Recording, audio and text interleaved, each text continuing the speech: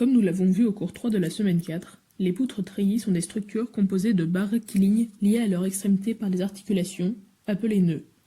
Ces barres forment la plupart du temps des triangulations.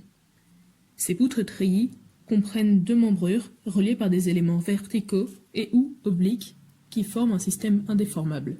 Il existe différents types de poutres treillis, comme les poutres Vérandel, les poutres Varenne avec montant, appelées aussi poutres de Neuville, les poutres de type Pratt, les poutres de Howe, les poutres à croisillon ou les poutres de treillis Whipple, et encore de nombreuses.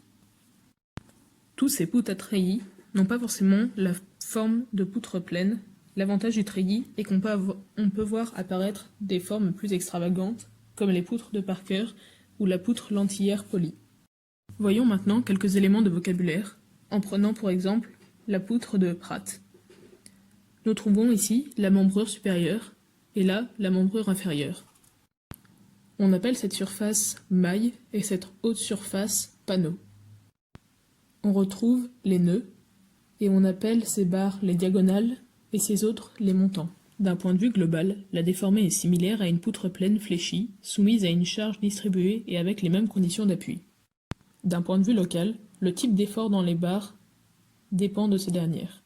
Elles peuvent être en traction ou en compression.